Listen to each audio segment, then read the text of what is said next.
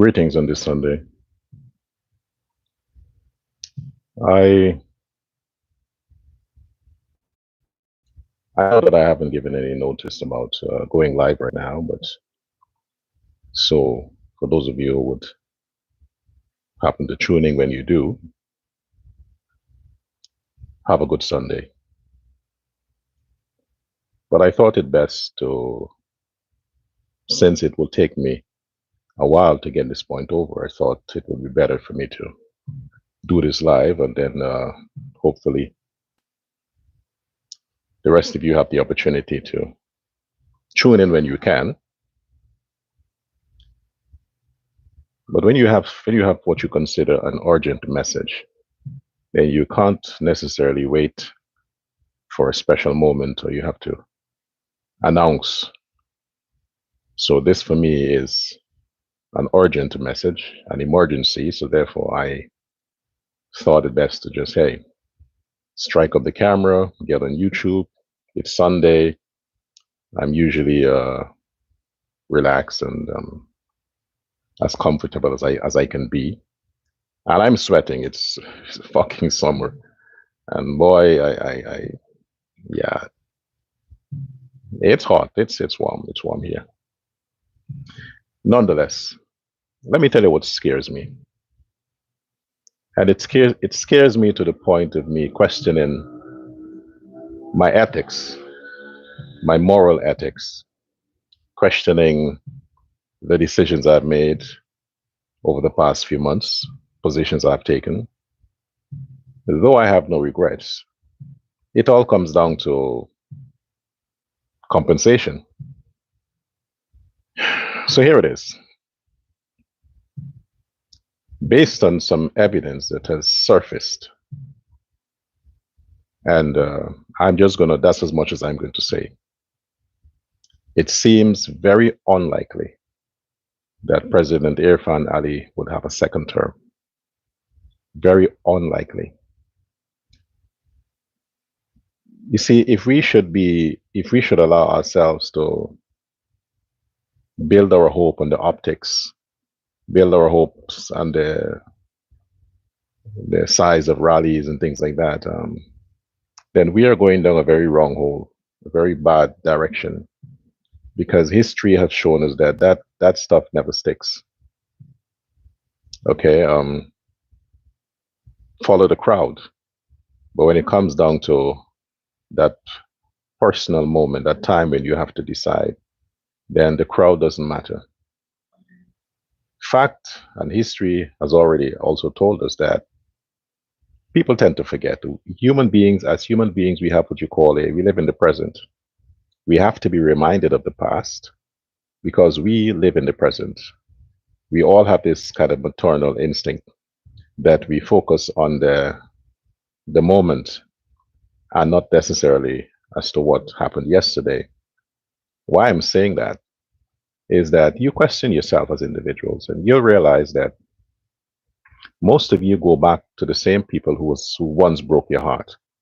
You trust the same people who, on record, lied to you, deceived you, corrupted you, hurt you, because somehow you conveniently forget, not because it's not there, but everything about us as humans is to operate in the moment of time, because the universe is about progressing, moving forward, tomorrow, then tomorrow, then tomorrow.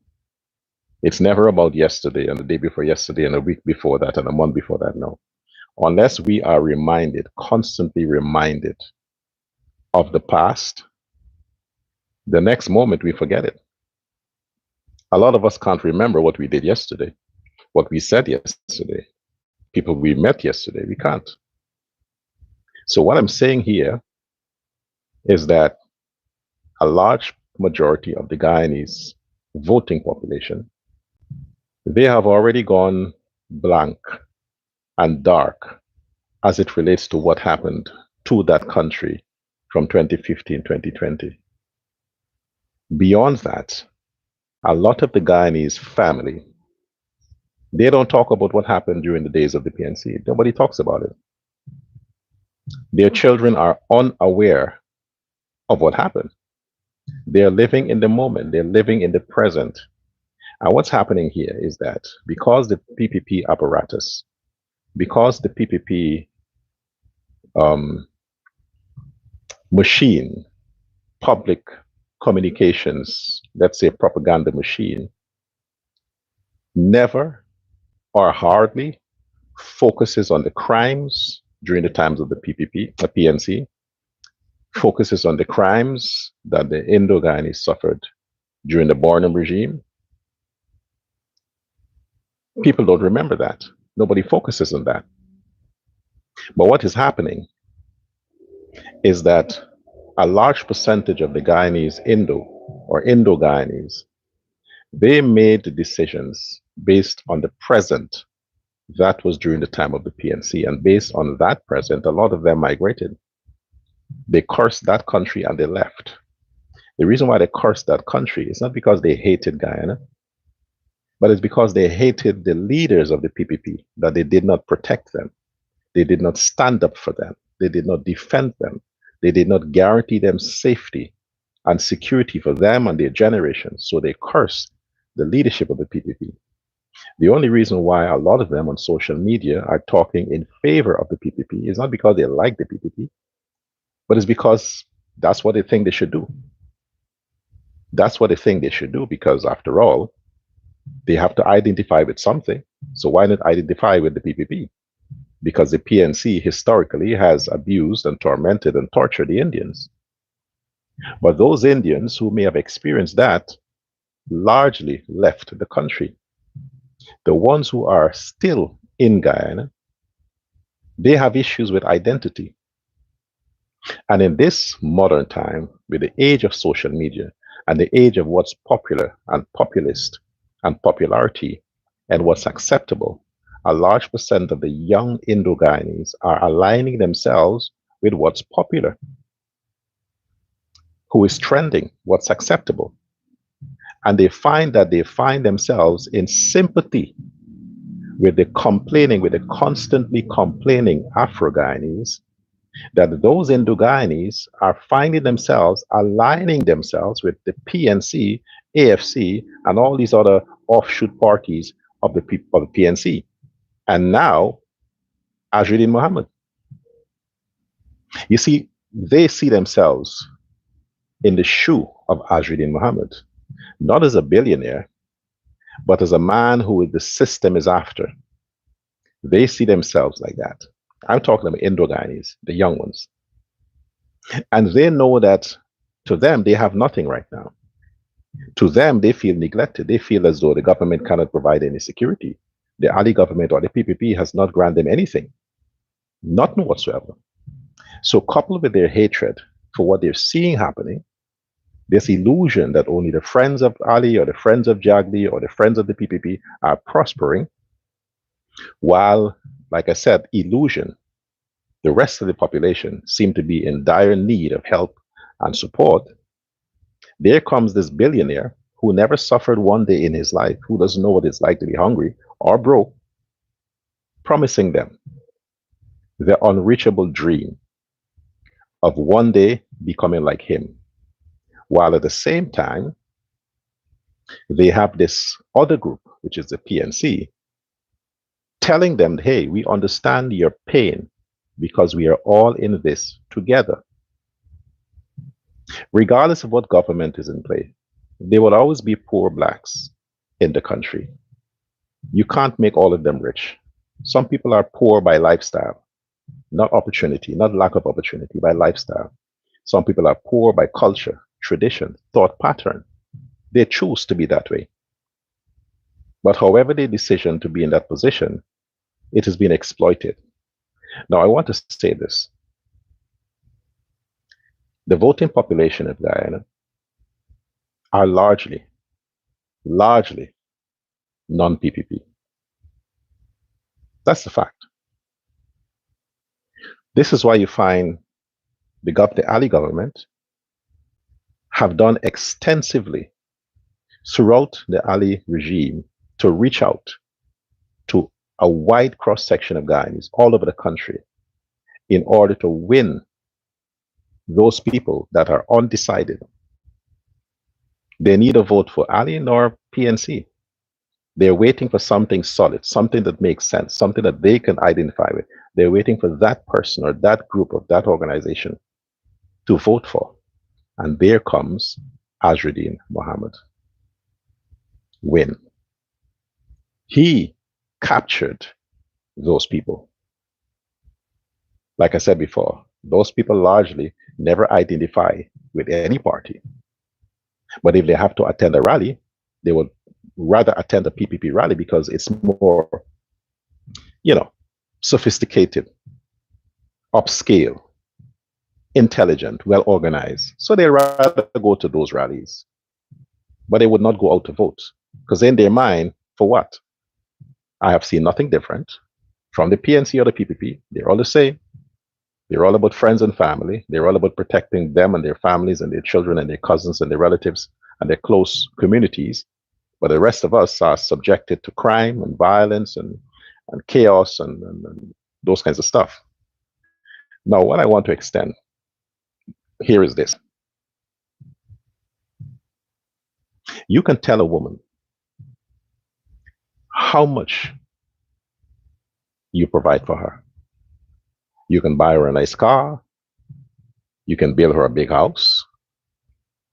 You can put food on the table. You can even give her money. But still she will complain of not being satisfied. And then there comes this guy, this loser that doesn't have a job. He doesn't have anywhere to live. He sleeps in his car. And he gave her attention that she thinks she deserves. And from that attention, even if he has a small dick, she don't care. From that attention, he will make her feel as the best woman in the world, the most special, deserving. She would feel like a princess. And the day he tells her, leave the man and come with me, she will never question to where. She will never question, are you rich?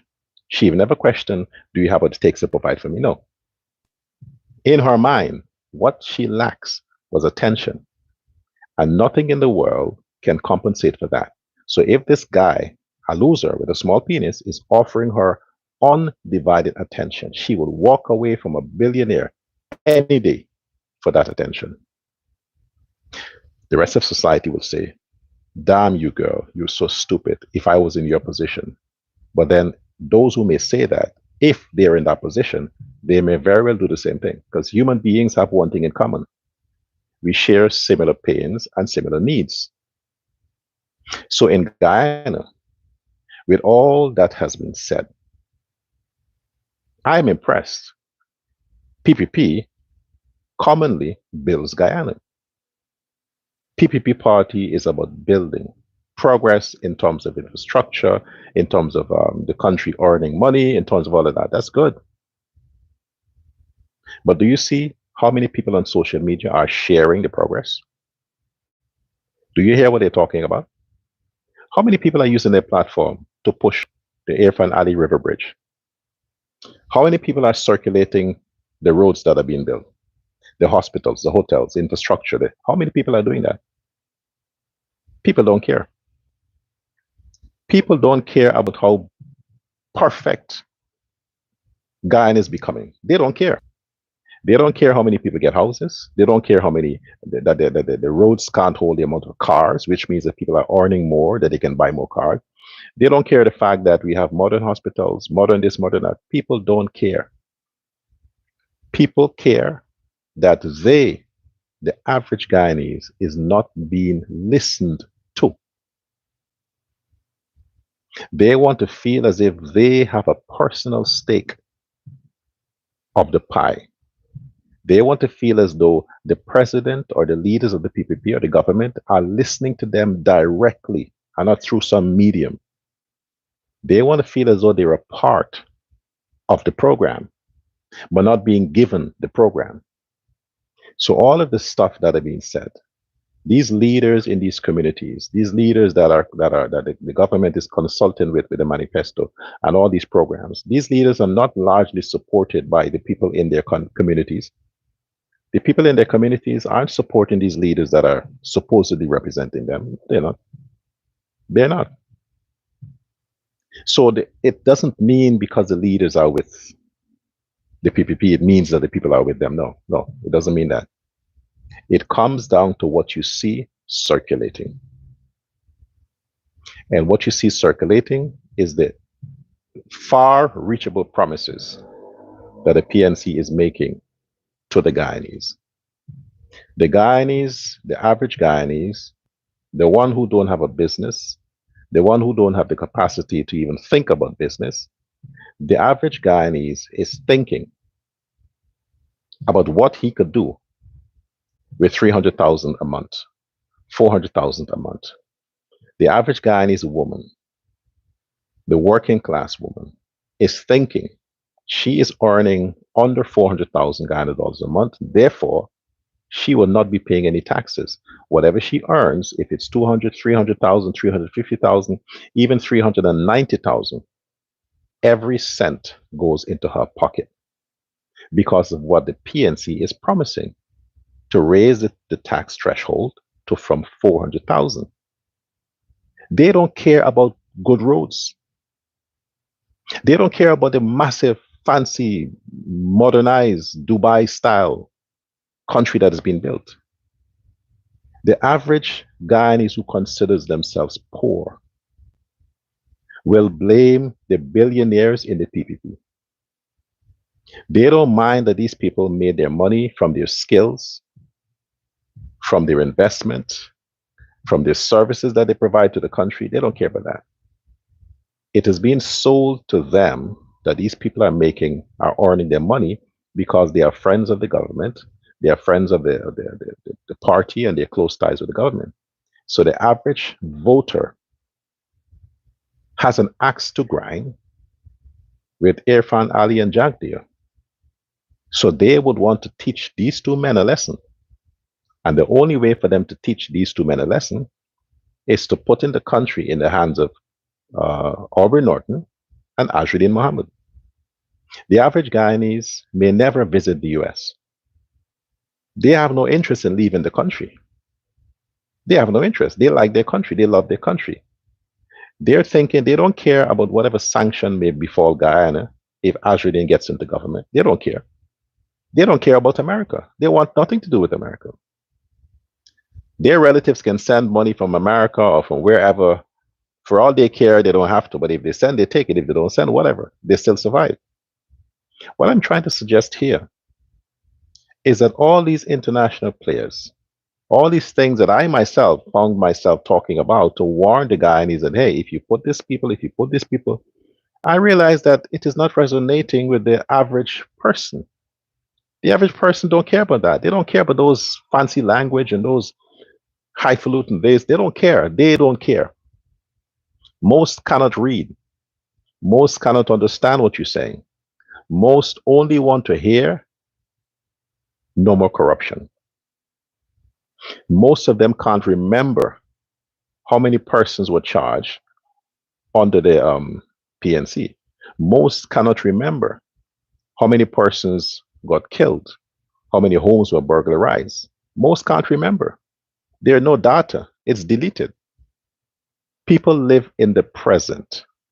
People live in the moment. And in the moment, all that they're seeing circulating is constant corruption. Though not verified, nobody cares about that. The point is to get it out there, get people start talking about it. We'll deal with the lawsuits after that. And this is what Azrain and Norton, this is what they're doing. They're getting information out there because they were once a part of the camp. They're pushing all of these propaganda. They're pushing all of these fake news because they know the average Guyanese will take it personal, as if this happened to them. That fake tape that Junior Bash guy came out with, all those fake accusations, all those nonsense that he talked about. Do you know how many people believe that? More than half the country believed it. Even though he came out and apologized, people still think he apologized because he was pressured to do that, because his life was threatened to do that, that everything he said is the truth. So when I talked about the simple-minded individual, the average Guyanese voter is looking at that. That will influence who they vote for. All of that will be seen as the government using its power to get at these people. But those who have sense would understand that the way the Ali government has dealt with and is dealing with these situations is a far cry from using its power. If you can allow someone by the likes of Junior Bashk, now I don't know the man personally, but all that was said about him, if those things are true, he is beyond a lowlife, and his money or his business ties are just as low life as he is, because it seems like none of it is illegitimate, and he just got away with it because of his ties, again, with the PPP. Now, if anybody, if I were the president, and you're hearing people are saying that you are a coward, the president is weak, he's afraid of this, he's afraid of that, and somebody come out and make such a public, horrendous claim against the first mother, I would not accept an apology. President or not, I will not accept an apology. You cross the line, you have to deal with the consequences. All the other people who were finger pointed in this interview with Junior Bash, all the other people, most of them, they're pursuing lawsuits for defamation. Their businesses were affected, their lives were affected. They're pursuing that. And your mother, the first mother of Guyana, during a campaign period where you, President Ali, wants mothers to honor you, vote for you, talk about you.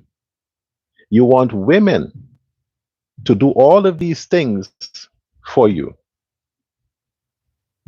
Then what's happening here?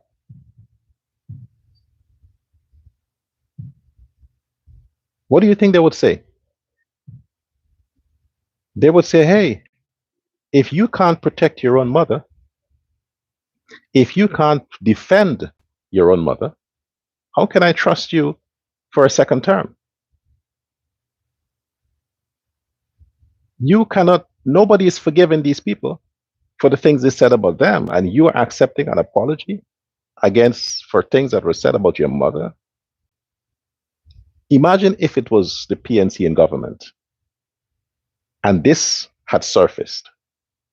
Don't you think the PNC would have called your mother in for questioning? They would have. That is good for them. They would have called your mother in to say, hey, okay, your finger point, come, let's ask some questions. I would not have accepted an apology. That would show strength. That shows strength. So if all of these things you let go by, people aren't getting justice. I mean, you have the case with the kidnappings. This is an election time. This is the time you need to show toughness. Do you see how tough Azrain is appearing? It may not be a fact, but he appears tough on social media. They're promoting him as a tough guy, as a gangster, trending, tough celebrity guy. They are promoting him as that. While at the same time, they're promoting you as a nice dancing president. That is not sexy. The tough guy routine, that's sexy. That's what the young women want to see. All the talk that Aubrey Norton is talking, that's the mentality of the typical black. The fact he's promising to give all this money and give all this, that is the typical mentality of the average black person. That will resonate with black people because black people are all about spending, party, spending lavishly. That's black people. If you want to win over the blacks, you got to take some of that and push it the same way. Black people don't want to hear about future plans and this and that. They don't want to hear that. They want money now to eat.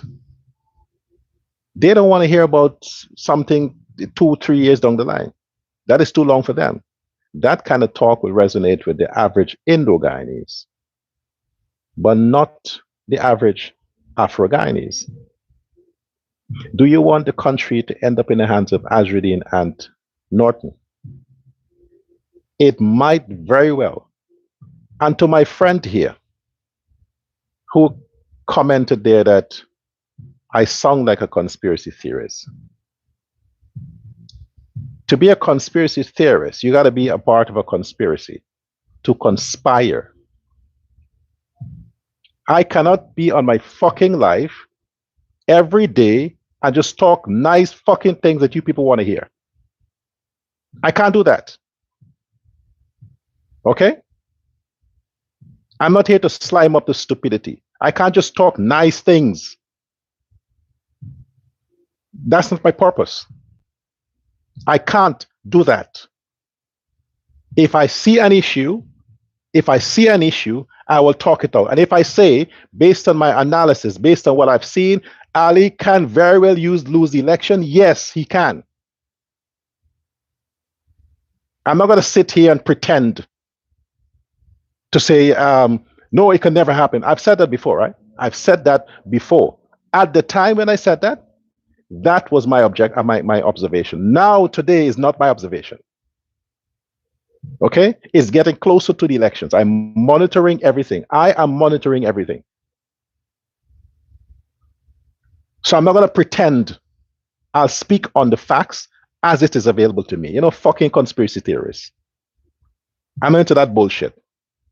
If you want to guarantee Ali's second term, go the fuck to Guyana and vote. If all the people who love the PPP, wherever you are, if you are in Guyana, if you're in the US, or wherever the fuck you are, if you love the PPP party, if you stand with progress, get on a flight, go to Guyana and vote. That's what you do. You don't stay on social media and make stupid remarks. Go and vote. Make it count. I am waking you the fuck up. And I'm saying to you, Ali can lose the elections because of these facts. Listen to what I'm saying. Spend time and think about it instead of jumping to conclusion about some fucking conspiracy bullshit. I said the playbook of Norton and Azrain Muhammad will influence the average thinking Guyanese person. It will. They are in the country. They live there. Nobody is talking about infrastructure. Nobody is talking about good roads, nobody's talking about that. The people who are talking about that are the candidates themselves. The average Guyanese, in their comments, in what they're posting, in what they're talking about on the streets, they're not talking about that. All they're talking about is their grievances with whoever it is that they are associating with the PPP as friends and family. That's what they're talking about. The fact that so long Azrain Muhammad cannot be off the streets, can't be charged, I don't worry about court shit. The fact that he is free to contest an elections, the fact that all those things that has happened in Guyana, And it seems like nobody gives a shit. Nobody's talking about it. How many times you hear the PPP talking about security? How many times? It's as if they're afraid to talk about it. How many times they talk about crime? The murders that's happening, the unsolved murders. It's all about technology. Then why do you have a police force? How many times do they talk about that? People are asking dumb questions about fucking Venezuela embassy and visa and them shit like that. Why not ask about the crimes? Why not ask about the kidnappings? Why not ask about if it was your mother and this man said these things about your mother, what would you have done? Why not talk about that? Who gives a fuck about Venezuelan visa? Who gives a shit about that? You people need to understand that America is an opportunistic country. To us, it's a country. But to the sponsors, America is a corporation and Donald Trump is the CEO. Okay? That's what it is. So we can't bank on America. Because if Venezuela surrender their oil or whatever is it the Americans are after, overnight, all that sanction disappears. Don't bring that shit up. So if you take for granted and you hold on to this so-called sanction that Azrain Muhammad has, if Aubrey Norton makes it into the government, it will be with the help of the votes he gets from Win. And if that happens, I am telling you, overnight, all of Azrain's troubles with the United States will disappear. All of the troubles disappear. So understand, most of the voting PPP population is not in Guyana. The PPP party they're not the birth certificate owners of the Indo-Guyanese. The Indo-Guyanese by default are with the PPP because of Chetty. Because the PPP is supposed to provide protection, solitude, and security from the harassment the Indo-Guyanese faced and continue to face. Have they done that? Have they done that? Their own Indo-Guyanese, own people, are using blacks to terrorize Indians. Rich Indo-Guyanese are using numbskull, ghetto, thuggish black people to terrorize Indian people. And they know that. Until the government or until the PPP can stop playing Mr. Nice Guy and deliver justice where justice is due, what will happen is that they will lose their people to the PNC. And again, look at the previous elections. Look at 2010. The PPP won the presidency, but not the parliament. You call that a win? You call that a win? They still couldn't do anything. In 2015, lost the elections. In 2020, most lost elections. Almost. Because if it was a thug, like Barnum, the PPP would not have gotten 2020. They would have been bullied out of it. Now you look at the past. The population of the Indo voting PPP population has dwindled.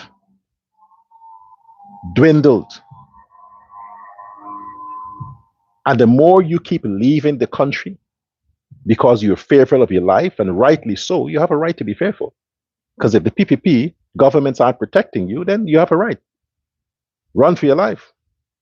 But the more you do that, is the more you are reducing the number of votes a PPP will secure at an election.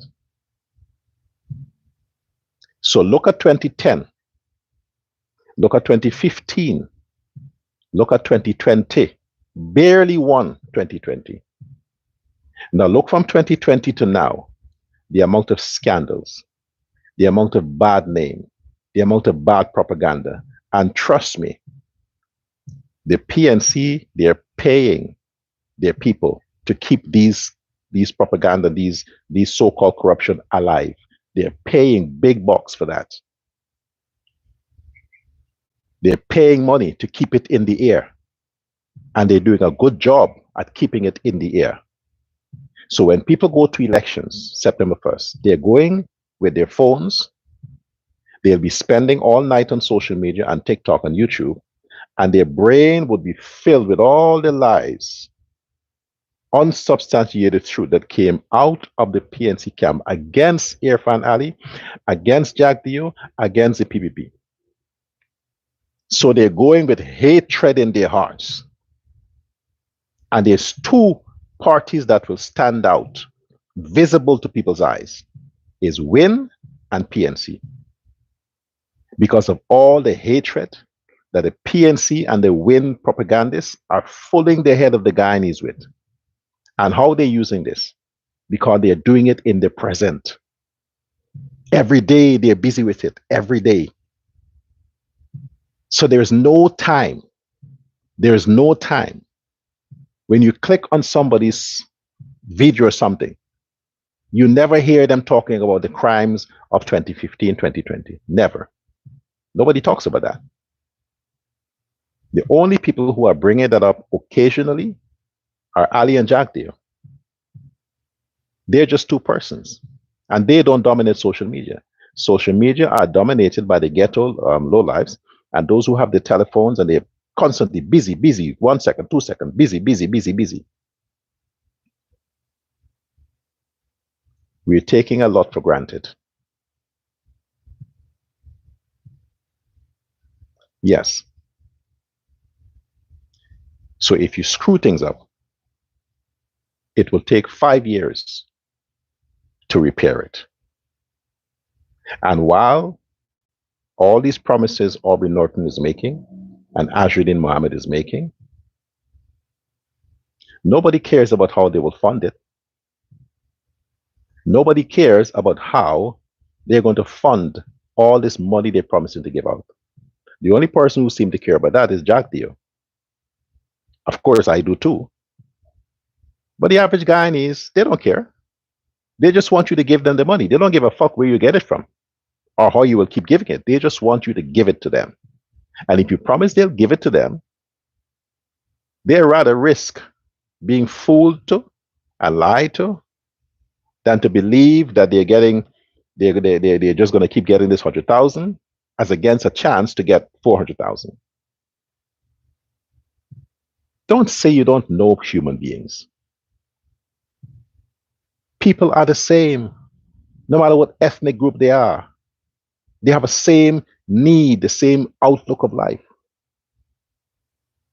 You can never let it. The mistake is that you had to debunk and continue to debunk all the fake news that came out against the PPP camp and the PPP leaders and the PPP associates from day one. You don't just sweep it under the carpet. It will come back to haunt you. And that's what's happening right now. It is coming back to haunt the Ali second chance. And again, if you want to make sure that this never happened, that Muhammad and Norton never controls Guyana, don't sit on social media and comment. Don't sit on social media and say, oh, it will never happen. God wouldn't this, God wouldn't that. No. Go the fuck to Guyana, or if you are in Guyana, make sure you have your passport or your ID card or whatever means of identification. Get out on elections day and vote. That's how you stop this. But talking a bunch of bullshit wouldn't it's not going to stop this, because while you're talking, they're planning. While you're talking crap, they're planning. They're paying and they're planning.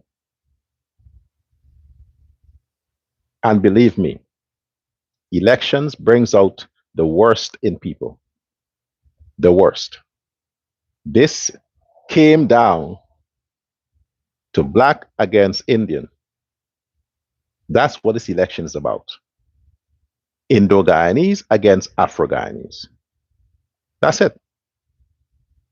So all the Afro-Guyanese who are sucking up to PPP and pretending that they like the PPP, we'll see. But I know very well a lot of the Indo-Guyanese who are cussing out Jaglio and joining Win, they'll vote for Win. Because Azrain is Indo-Guyanese. He's one of them. They will vote for him, not for him to join the PNC, but for him to be president. They don't want him to join the PNC. Neither do they want him to join the PPP. They want Azrain Muhammad to be president, because to them it will be cool. It will be funny. It will be a whip against the PPP, against the PNC. But we all know that Azrain Muhammad will never secure enough votes for that. But he will get enough votes to join the PNC and have a coalition that will control the country. If you don't want this to fucking happen, get off social media. If you are in Guyana, stop whining. Go out on September fucking 1st and vote. Then it wouldn't happen. But for me to sit here and sell you a false hope, oh no, look at the crowds of the PNs, the PPP, oh no, look at this, oh we love Ali, oh we love, no. Then you got to be dumber than dumber to build your hope on that. Look around you. Look at the rest of the world. Look at what happens. The guy you think, because he seemed to be popular, that will take the prize is not usually the one that takes it. The only way we have a chance of securing, and when I said we, I'm not a card holding member of the PPP. I'm not. And I want to say it again. Nobody from the PPP pays me. Okay? But what I'm saying is, because of what I'm seeing, because of the progress, because of the prosperity, the infrastructure, the beauty Guyana is being transformed into, I want that to continue. It's personal for me. I want it to continue. So I will say, vote for the PPP. But don't take your eyes off the fact that if you take a lot for granted, you may very well wake up and say President Norton and Vice President Azrain Muhammad. You don't want that to happen? Get yourself together. Stop sharing Muhammad's post. Stop sharing PNC's post. Stop commenting on the PNC's post, on the Azrain Muhammad's post. Stop doing that. Stop supporting the people they're paying to push their propaganda. Stop doing that. And talk about your love and interest and why you will vote for the PPP. Until then, people want the popular guy. And who makes the news? Ali? No. Ali don't make the headline. Azrain Muhammad makes the headline. Not even Norton. The man that everybody's talking about is Azrain Muhammad. You don't know how this thing works, do you?